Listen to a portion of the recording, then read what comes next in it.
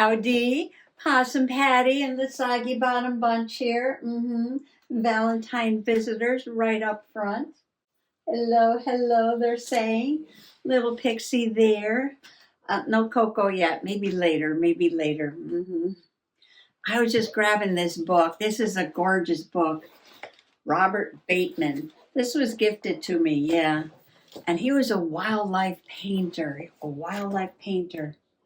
And there's some gorgeous, gorgeous plates in here, full color plates of animals and birds and African animals and all kinds of wildlife. Yes. Why do I have this out? Possum Patty, I thought you were going to journal about your socks today. Well, I am, because did you know that Bob Ross, he had a pet squirrel, yes. He loved wildlife. He rescued wildlife. Yes, he did. Squirrels. I think squirrels were like his fave, yes. But also snakes and alligators, yes. Snakes and alligators, too. Well, he had a pet squirrel named Peapod, and when it was little, it sat in his pocket. Yes, it sat in his pocket, and he would feed it. And then it got larger, of course, and then it would climb all around and sit on his shoulder, reminding me of Titi sitting on my shoulder. Trying to get this out without ripping the page too much. So I was looking for a picture of a squirrel. Oh, this is some thick paper here. To add to the page. The very first page that we're doing in Howard, the Steampunk Journal. Definitely not going to be a steampunk page, no. It's going to be a combination socks, paint, paint motifs, and a squirrel. What a steampunk background. How is this going to work out? I'm not really sure, but you can come on along.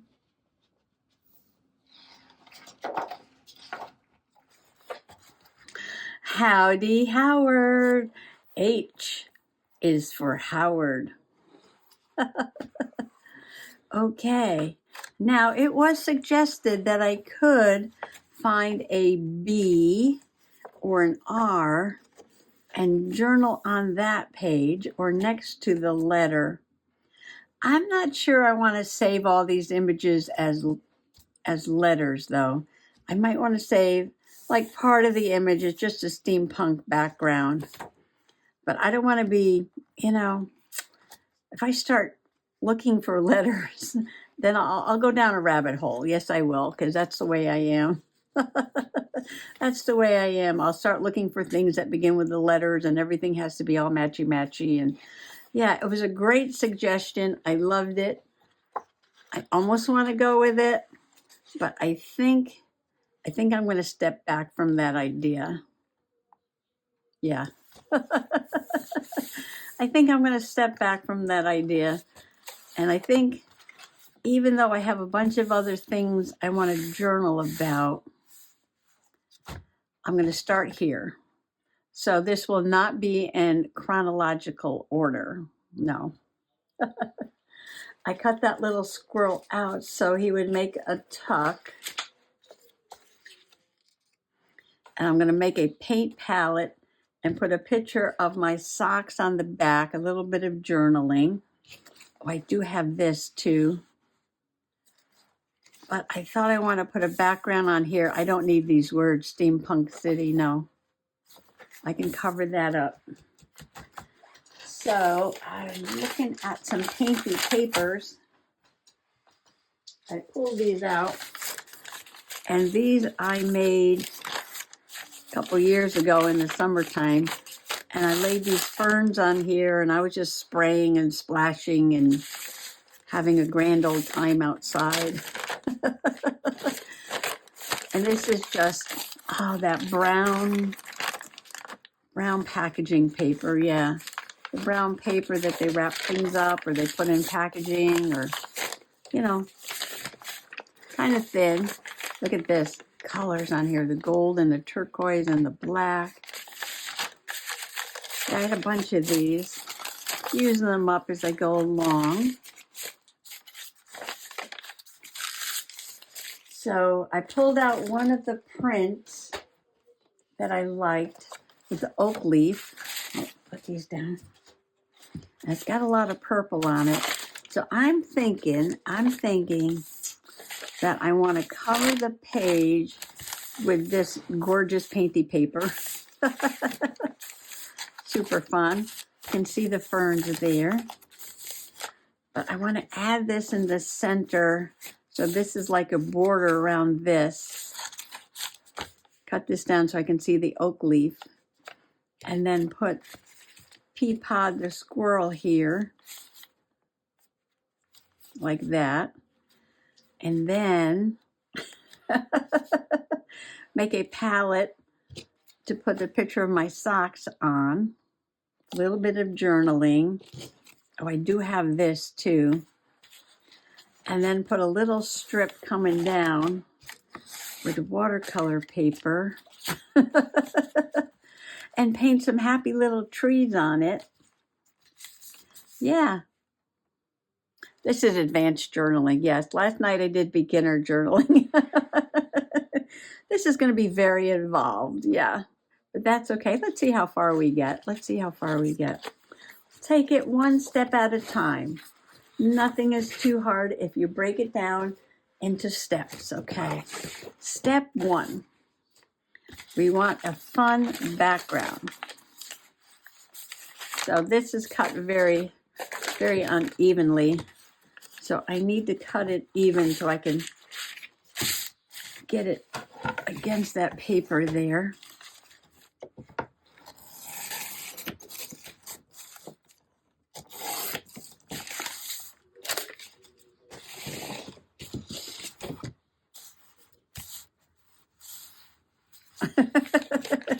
Does it fit on the page? Oh, I had it going the wrong way.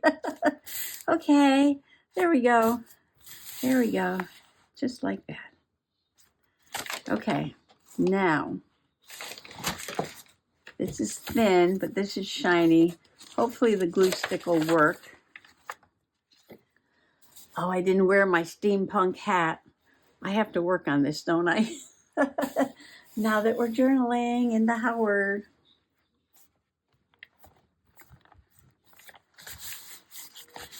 Oh, that really transformed that page, didn't it? Okay, so that was step 1. We have a wonderful background. Now we're going to put an extra focal piece in here. I might distress around the edge here, though. There's a lot of white space there. Of course, the squirrel does have a white space, so that might be okay.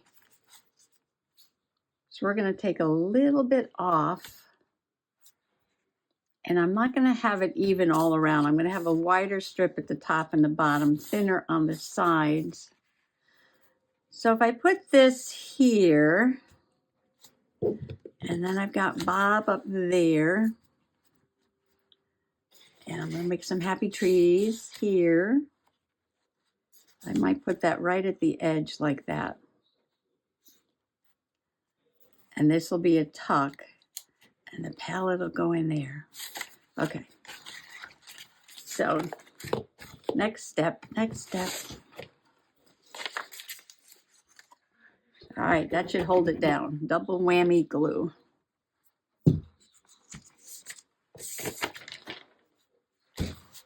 To make it pleasing to the eye, should always leave a little bit more at the bottom than at the top. That's how they frame pictures, you know. Of course, I can't get this straight unless I stand up. There we go. Now, these papers are very old. I am just so glad that I got around to it. Yes, using them finally in a journal. Peapod's going to go right here. And I will use the tack, fabric tack, and only glue the straight sides.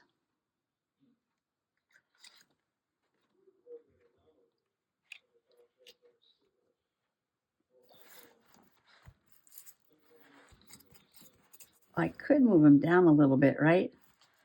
Just a little bit off that paper. I think that would be fun. Offset them just a little bit. And now this is going to go here. We bob at the top, but we have to paint this first. I would just put that aside for right now. And I'm looking to see, this is the back, this is the front. And I know he painted, what did he paint with? Oils? Acrylic? I'm going to use my watercolors. And I'm going to do a background first. And I think I'm just going to put some water on here. You wet it, and then you give it a second, actually. And you can start to see when it starts soaking into the paper. A little bit of that shine starts to disappear. I'm going to water this down a little bit and just put some light blue. And then I want to put some brown, darker color in there. Dirty palette colors are always good to use. Get some dirty palette color going here. We'll put a little bit of that in there. And then just put that in there too.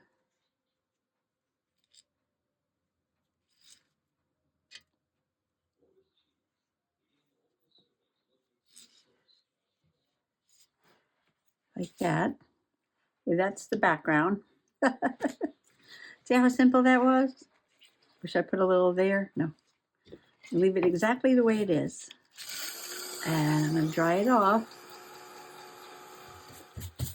Clean up some of my puddles here. Okay. Now, we're going to make happy little trees. We're going to channel our Bob Ross. I haven't watched him do this forever. But since he wasn't using watercolors, it doesn't matter, right? Get some greens here. Get some greens. I want a dry brush. I'm looking for a scrap of paper. There's always scraps of paper in the trash. Yeah, like that. And we're going to, just make a little tree like that. Don't want too much water. So we're just going to make happy little pine trees.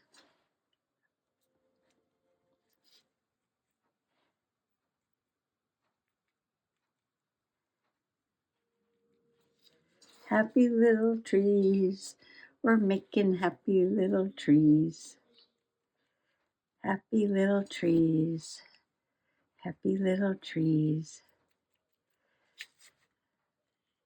Sorry for the singing. Sorry about the singing. Happy little trees. Happy, happy. I want a darker color. Mix it in. Take this blue shade of gray here and mix it with this. Should come out a little bit green, right? Put a little bit darker on there.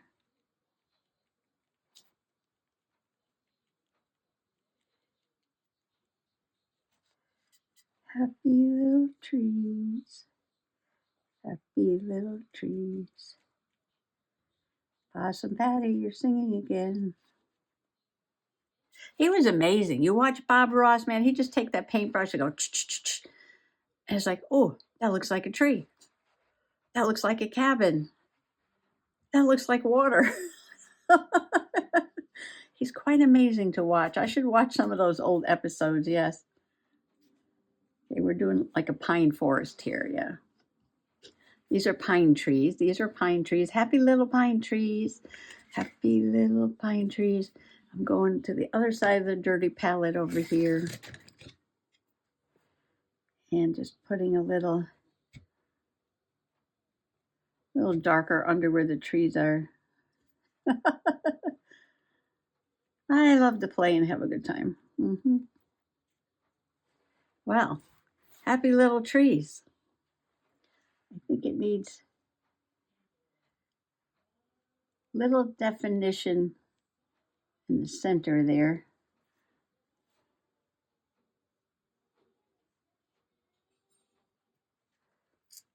Okay, I can do this all day, so I'll stop. I'll stop. Okay, let me dry this.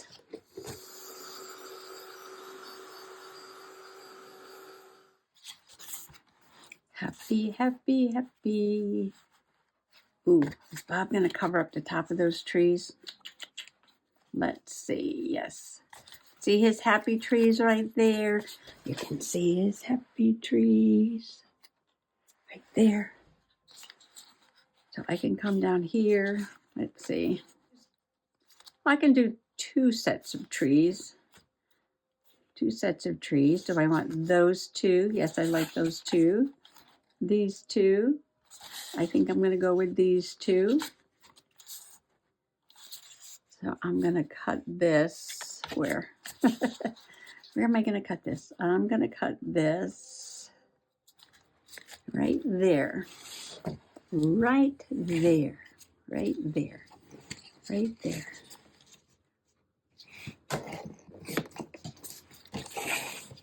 Pixie, would you like some happy little trees for your journal? Okay. Now, this has to go down first. You know, I bet you this would be strong enough. Tacky glue. I'll just have to hold it for a second.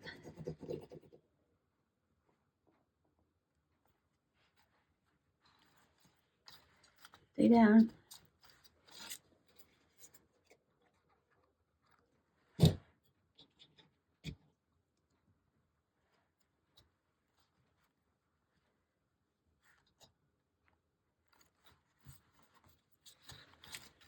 Okay, we got 1, 2, 3. 3 layers on here. 4, 5. 1, 2, 3, 4 layers. Over on this side. I think I'm going to have these poking up just a little bit. See if I can do this right. Okay.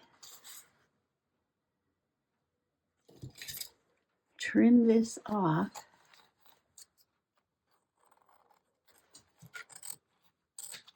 Like that. Okay. Ta-da! Now comes the hard part. I need move some things out of the way here.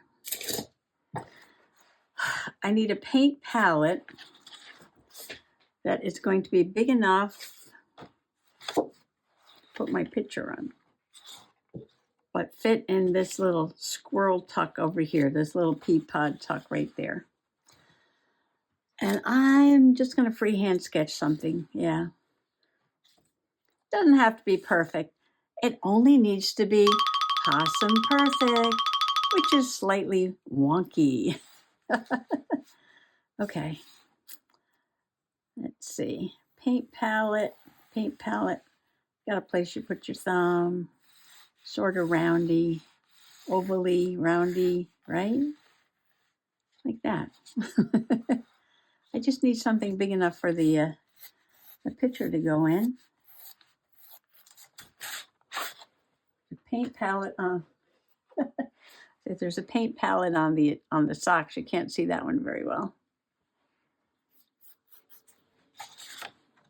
That could be a paint palette, right? Once I get some paint on there, no problem. No problem. Pretty good size. We'll try it out. I can knock it down and make it a little smaller if I have to. But I think any kind of roundy, ovally shape that you put this little indent in was going to make it look like a paint palette. after I try it out. Oh, look at that. Oh, yes, yes, yes, yes, yes. A little lumpy. It's a little lumpy. We don't mind. We don't mind. I want to make this part like that.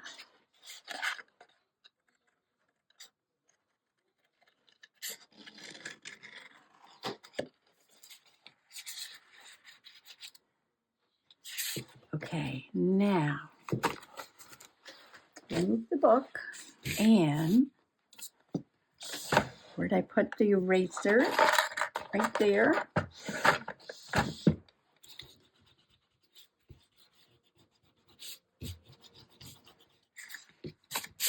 I know, I feel like there's a lump right there. But, you know, when I hold it up one way, I can see it. When I hold it up the other way, I can't. That's okay. All right. No problem. No problem.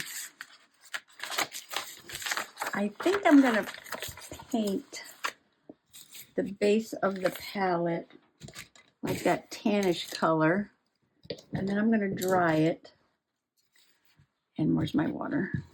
Okay, I'm going to just make a dirty color here. Make it very light. Should put some water on here first, right? I just put some water. Am I on the right side? Yeah. Watercolor paper usually has sizing on one side, and it's usually, well, when you buy a pad, it would be the front side of the paper. Sometimes you can tell by the texture, which is the front, which is the back. This is cold press, so it's got a little texture on there, so you can actually see that. And I wanted to put some dirt around, like where he's putting his hand. Like this is Bob Ross's palette, right? Yeah, we're just going to make it a little dirty.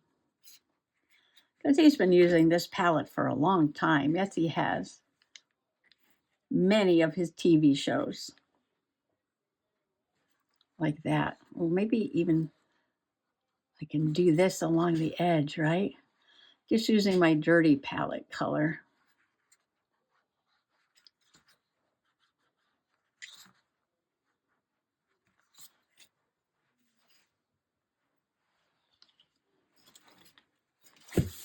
Okay, we're going to dry this up.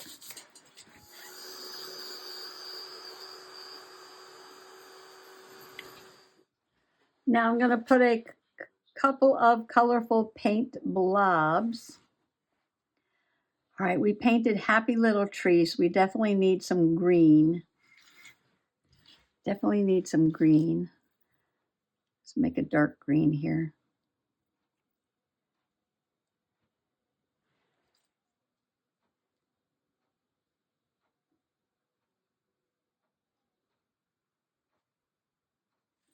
Okay, we got green.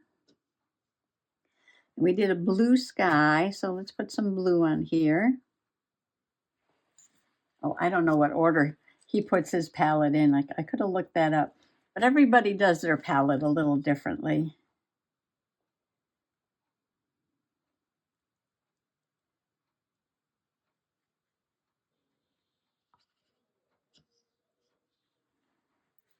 And let's do some brownish color.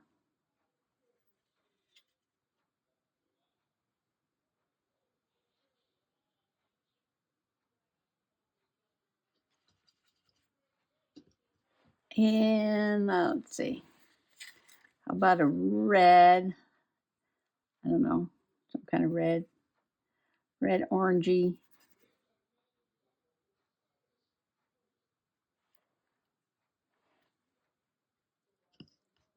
I want to go with a yellow, I think. I want to kind of yellow. I'm just mixing a bunch of yellows. Oh, my water gets dirty fast.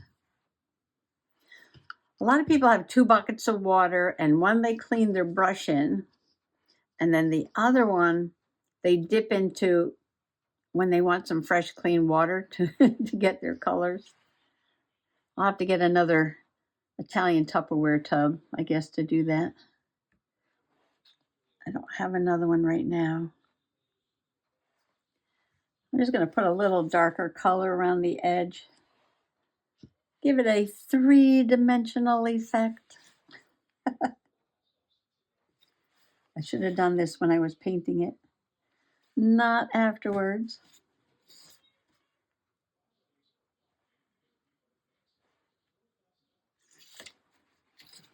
You can either add a dark color or just take a wet brush and pick up some of the color that's there to make the center a little lighter.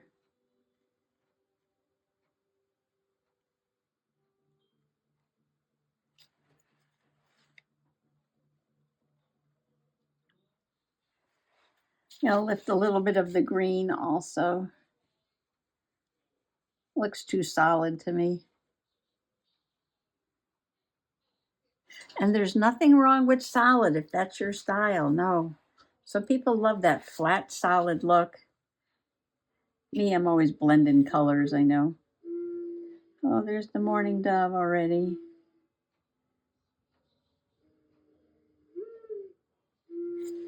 There. That looks like an evil something. It looks like two eyes. I don't like that. We're going to take that away, yeah. There.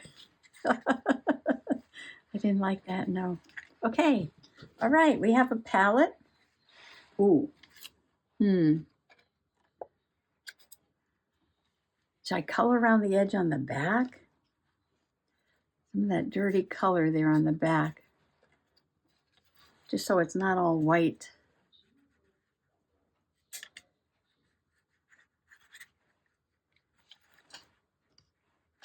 I didn't wet this ahead of time. I don't want a line. Oh, and you know what would be fun? It's a little bit of a splatter. A little bit of a splat. Can I get a little bit of a splatter without getting a blob on there? I'm using orange because I haven't used the orange yet. There. All right. Loving it. Loving it.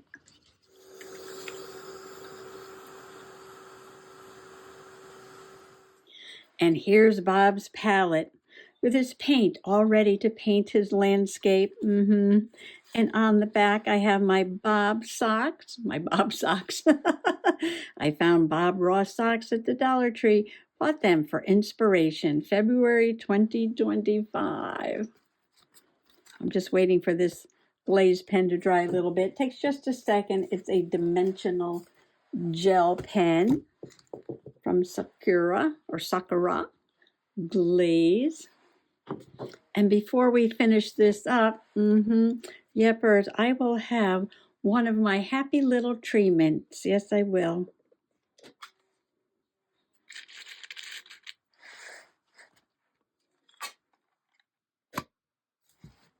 All right, so let's put Bob's palette into the tuck of Peapod the squirrel. Ooh, which way should we put it? Ooh, how about like that? Oh, that's perfect. Look at that. The brushes and Bob and the paint palette and the happy little trees and painty background and Peapod the squirrel. And there you go, Howard. There's your first page.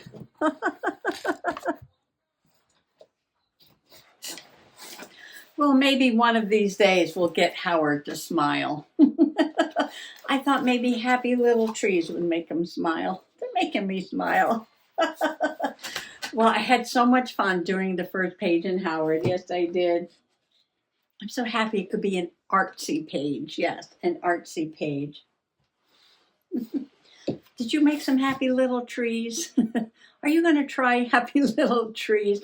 They're really fun to do. Yes. I've got some more paper here. Maybe there'll be some more play. Well, thanks for coming along today and happy junk journaling. Bye-bye. In the last episode of Cat Country, we learned that the question of government was just arising for the cats.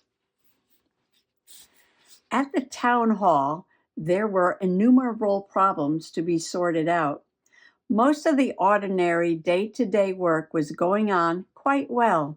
Council cats were plentiful, as the tea people had always been very generous to them in the past. The council cats were also very experienced in the ways of counselors, and they knew what officials did. When the cats had first taken over, they'd begun by throwing every single piece of paper in the town hall away, and then starting again with a clean sheet.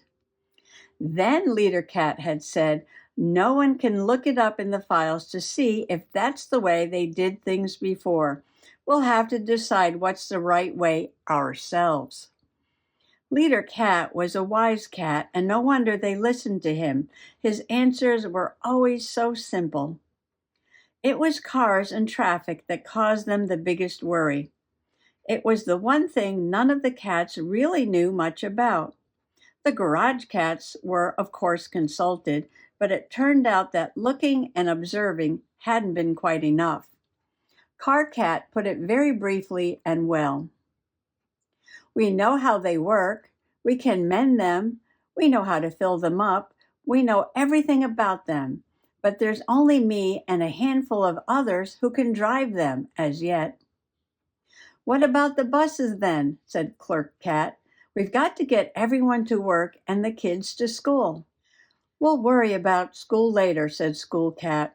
We're not ready yet, so the kids can have an extended holiday. As they don't know what school or holidays mean yet, they won't mind either way. But getting people to work is important. Car Cat made the best suggestion. Let's not worry about cars until we've got the buses going. Then as soon as we've enough train drivers, we can think again about cars. So that's what they did. Car Cat got together all the garage cats, some of whom were now living in the flats above the garages and workshops, and then he made a short speech. We need 40 driver cats as soon as possible. Now, you know the driver people because you used to see them coming into your garages. They can teach you. Reward them with some clothes. Driving shouldn't be hard to pick up, and then you can teach other cats to drive. The cats sloped off to find the garage people, who of course were all over the place by now. One or two cats had a natural aptitude for driving anyhow. Very racy cats indeed.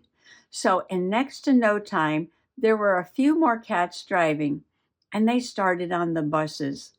The buses were terribly crowded at first, as there weren't enough of them, but gradually that got better. People must have been crazy, said Council Clerk Cat one day, living so far from where they worked. Perhaps we could do a bit of swapping and get the cats living far away from their work to move nearer, and vice versa, or perhaps we could move the work nearer to the houses. All right, Clerk Cat, said Leader Cat quickly. That's a good idea. You can carry it out. That'll keep you busy for a long time, and you'll need someone to help you. It's a big job, but worth it in the end. I'll definitely need an assistant or two, said Clerk Cat, who had lived in the council offices for years and years, to do the job properly, and a secretary or two. Leader Cat was so pleased that someone was going to do a really sensible job that he didn't think too much about what Clerk Cat had said, but he did later.